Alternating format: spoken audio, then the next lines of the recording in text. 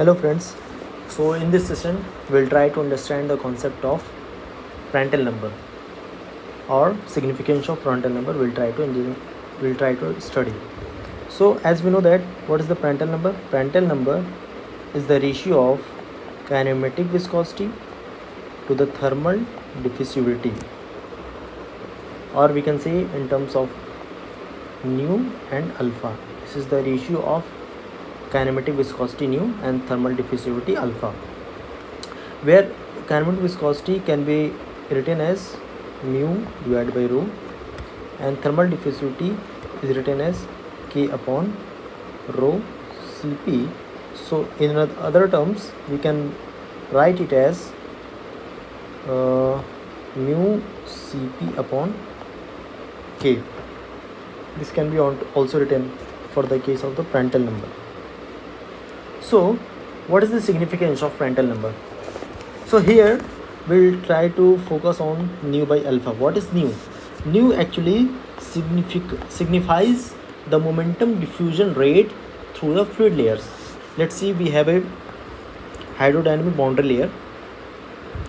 This is the thickness of the boundary layer at location X. This is the free stream. Fine.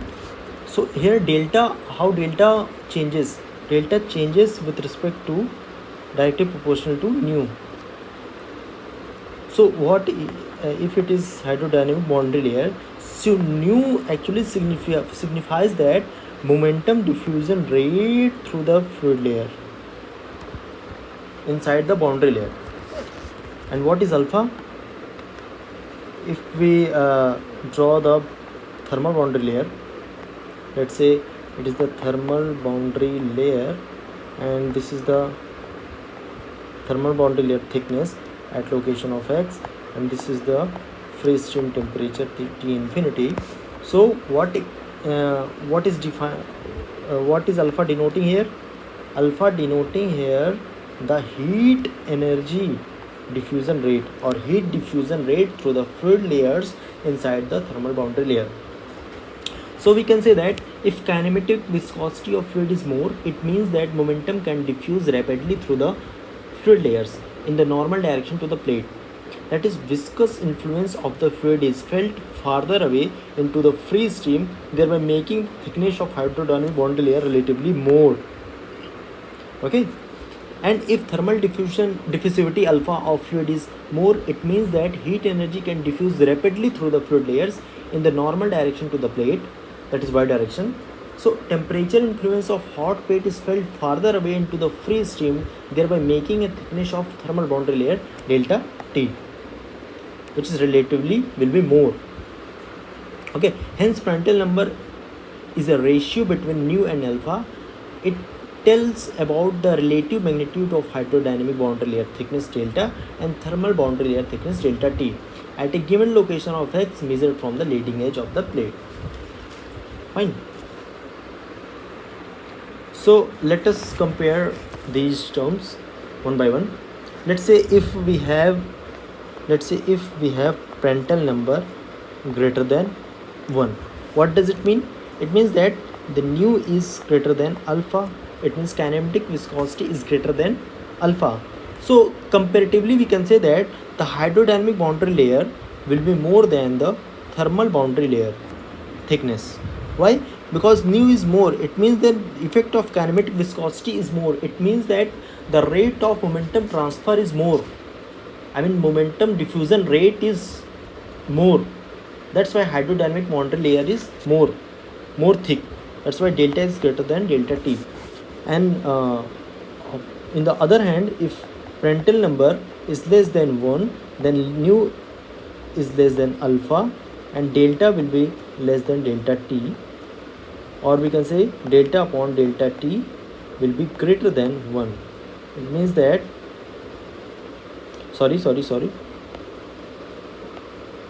delta upon delta T, or we can say that I want to write here delta T upon delta, which will be greater than 1. It means that the thermal boundary layer will be more. Here delta T upon delta will be less than 1. And if Prandtl number is approximately equal to 1, So it means that nu is approximately equal to alpha and delta is approximately equal to delta t, or delta t upon delta will be approximately equal to 1. These are the comparison. So if we talk about the air, so for air near the atmospheric condition, what about the air? Because we have to keep in mind some of the some values so that we can compare. So if we talk about for air, so what about the Prandtl number for air? So for the case of Prandtl air, the thermal boundary layer is thicker than hydrodynamic boundary layer. Thermal boundary layer is thicker than hydrodynamic boundary layer. It means that in air, because thermal boundary layer is thicker than hydrodynamic boundary layer, it means that the effect of alpha is more than effect of nu. It means that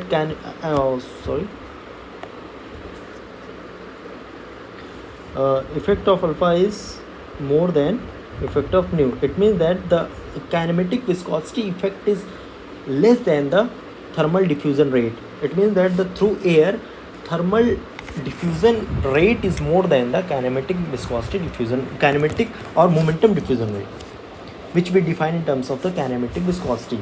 So for a given fluid, now we can define a formula here. For a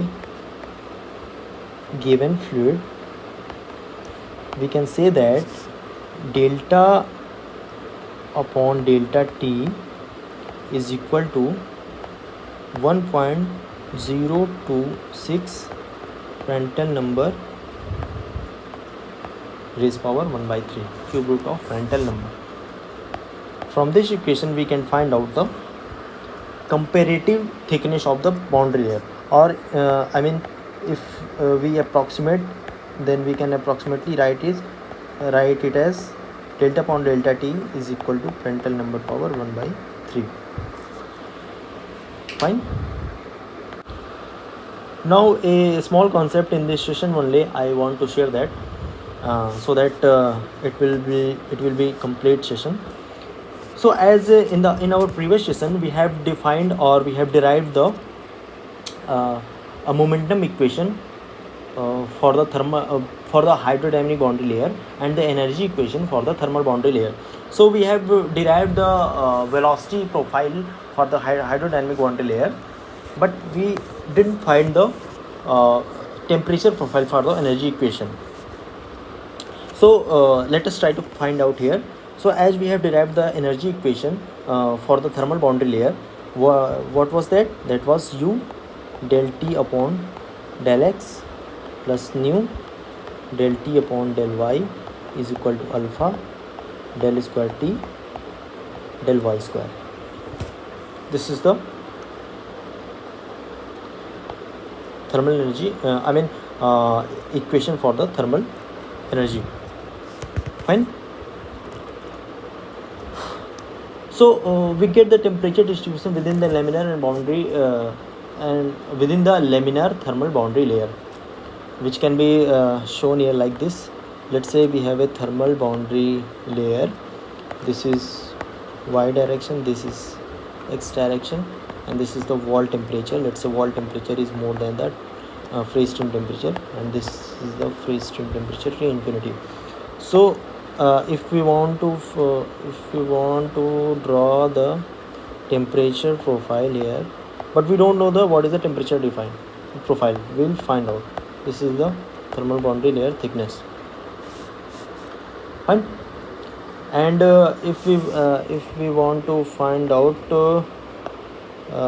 let's say slope, this slope will be del T upon del Y, and del T upon del Y at y is equal to 0 is this, which is maximum here, and here del T upon del Y is equal to 0, because here it is equal to T infinity, free stream temperature.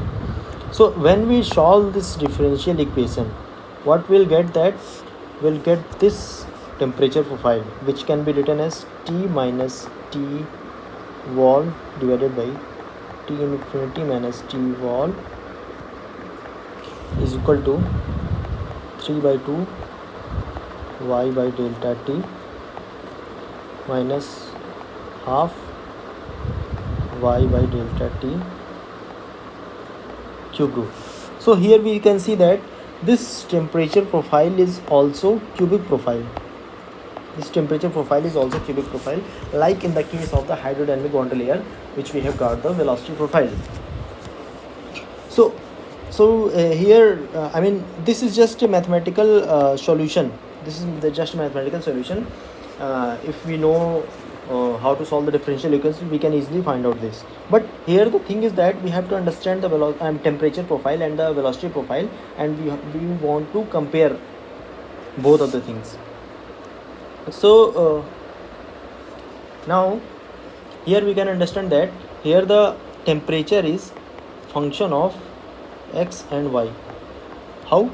Because here temperature is looking only the temperature of y only, I mean function of y only.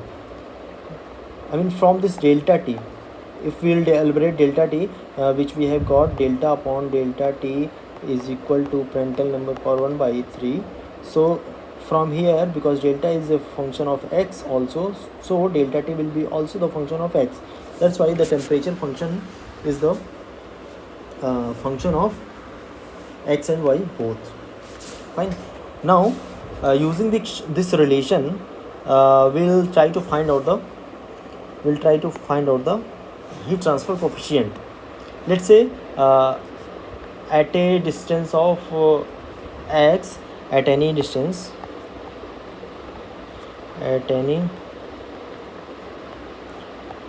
x,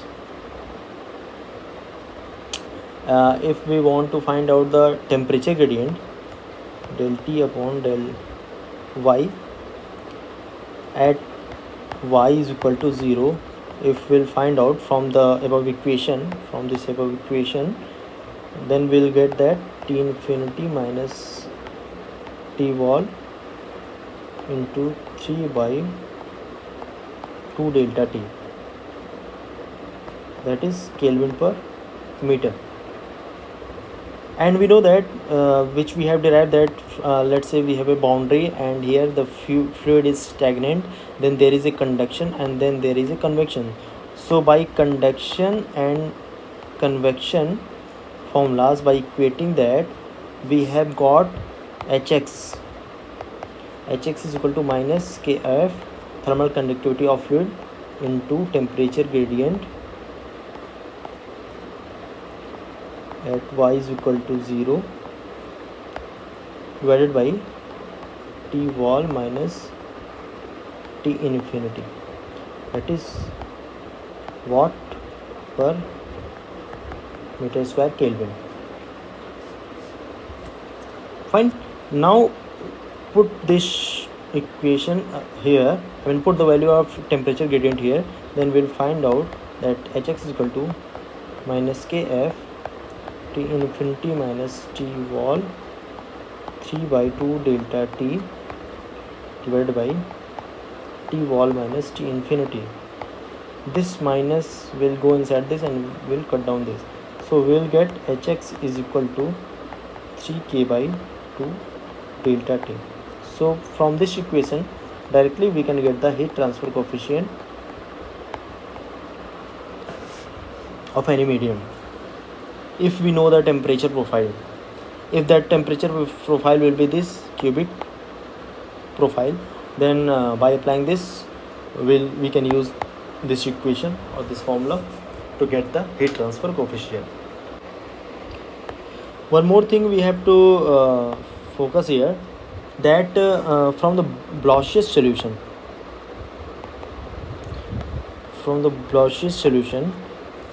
we know that delta is function of x, that is it is directly proportional to root 2, or in detail you know delta is equal to 5x upon square root of Reynolds number, and Reynolds number is equal to 5x upon square root of rho vx by mu. Fine. So from here we can get that it is function of square root of x. But we know that delta t upon delta is equal to function of Prandtl number. Fine. And Prandtl number is a property. So Prandtl number is not a function of x. Okay. It means that because delta is directly proportional to root of x, it means that we can also write temperature distribution, temperature thickness is also proportional to square root of x, or we can say that hx is proportional to minus x raised to power minus half, because k is a property. K is a property. So how we are writing here? From this here. So if I plot the graph for delta and x, then it will be something like this, and for h and x it will be something like this. Throughout the x direction, the heat transfer coefficient continuously decreasing, and the thermal boundary layer thickness is continuously increasing. So we can say that the local convective heat transfer Hx decreases with increase of x from leading edge. This is because the thicker boundary layer at a greater value of x will offer more thermal resistance against the heat flow between the hot plate and the free stream fluid at T infinity. So what I'm trying to say here is that, let's say we have a plate and this is the thermal boundary layer and this is the temperature profile. So I am saying that, let's say here heat transfer is this. So here the fluid layer is offering less resistance, and here if heat is flowing from this portion, so at this value of x, here the fluid is offering more resistance, but the heat transfer will be same in both directions because of the conservation of energy. That's why here Hx is less and here Hx is more, and by doing that the dq will be equal according to the law of conservation of energy. Okay.